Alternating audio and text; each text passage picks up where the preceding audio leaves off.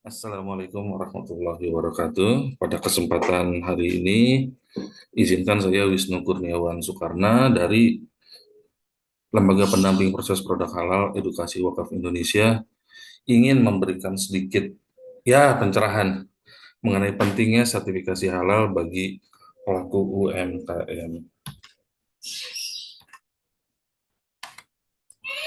Berdasarkan Undang-Undang Nomor 33 Tahun 2014, Pasal 4 yang berbunyi, produk yang masuk, beredar, dan diperdagangkan di wilayah Indonesia wajib bersertifikat halal. Dan berdasarkan PP Nomor 42 Tahun 2024, Pasal 98 berbunyi, kewajiban bersertifikat halal bagi pelaku usaha mikro dan kecil didasarkan atas pernyataan halal pelaku usaha mikro dan kecil. Ngapain sih repot-repot ngurus sertifikasi halal? Sebenarnya lebih repot lagi bila harus menjelaskan dan meyakinkan ke semua pelanggan bahwa bahan baku dan proses pembuatan produk Anda itu halal. Dan belum tentu juga pelanggan yakin karena itu hanya klaim sepihak dari diri Anda.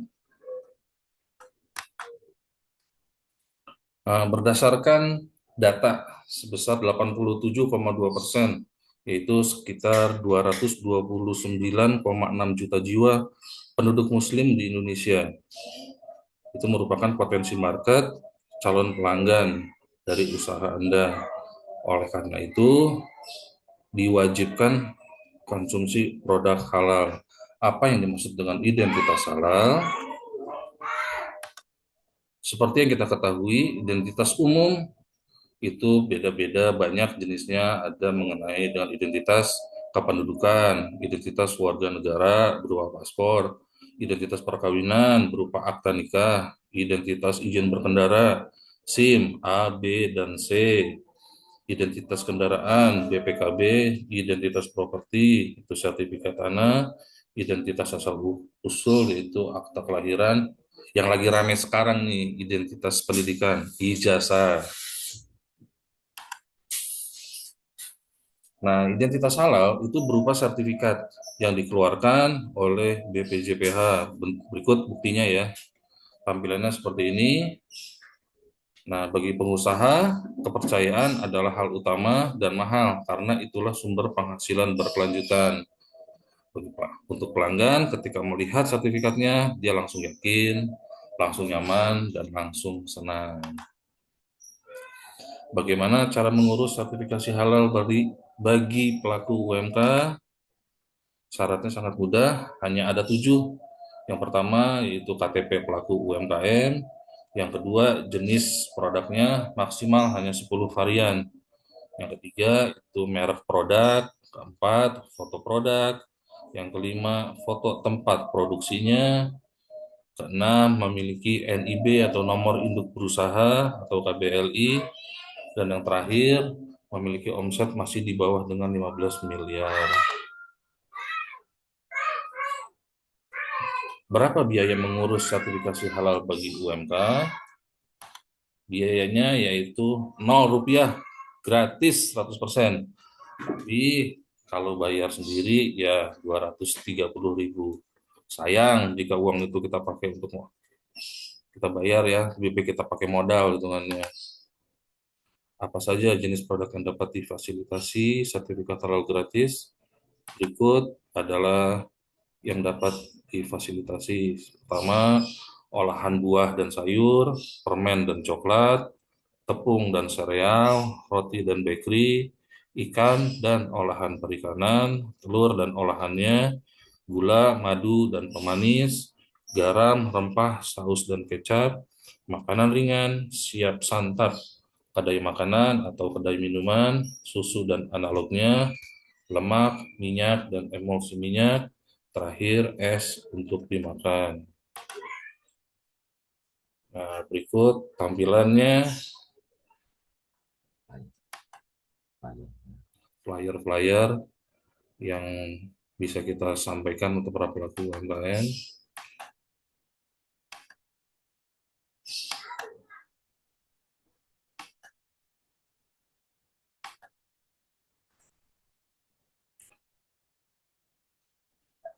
Adapun 6 jenis produk minuman yang bisa dilakukan self declare. Satu, aneka minuman ringan non soda. Yang kedua, kopi, teh, dan sari kacang, susu dan campuran susu, minuman tradisional dan jamu, produk jus buah dan sayuran, dan yang keenam, konsentrat buah dan sayuran. Berikut pun flyer-flyernya yang bisa dilihat, keren-keren ya.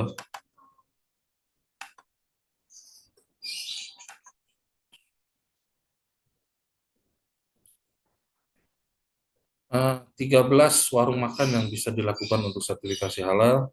Satu, itu warung makan khas Sunda, warung soto ayam ataupun warung soto sapi, warung mie ayam ataupun bakso, warung makan gudeg, warung makan pecel lele, warung sate, baik ayam maupun kambing, warung makan nasi ataupun mie goreng, warung makan khas Timur Tengah, warung makan nasi kuning ataupun nasi uduk, angkringan gerobak, warung makan Indomie, warmindo, warung makan Tegal yang terkenal dengan sebutan warteg, dan terakhir warung nasi Padang. Semua yang bisa dilakukan self declare hanya menggunakan nama warung makan atau warung. Karena ketika menggunakan nama rumah makan itu berarti masuk ke reguler. Berikut flyernya bisa dilihat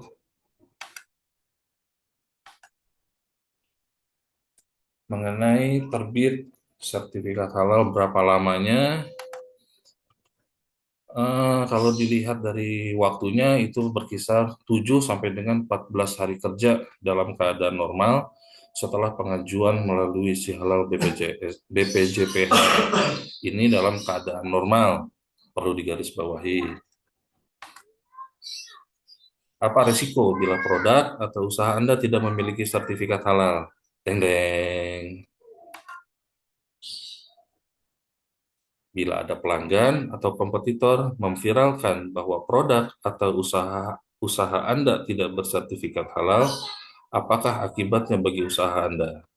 Nah, zaman sekarang segala sesuatunya mudah sekali untuk menjatuhkan, apalagi jika Anda memiliki kompetitor. Oleh karenanya, dengan memiliki sertifikat halal, Anda bisa menjamin atau mengklaim karena sudah ada buktinya bahwa memang itu sudah divalidasi. Bagi P3HEW, siap mendampingi proses sertifikasi halal produk Anda secara gratis. Yuk, segera daftarkan selagi kuotanya masih ada. Berikut saya jelaskan mengenai ini. Terima kasih dan Assalamualaikum warahmatullahi wabarakatuh.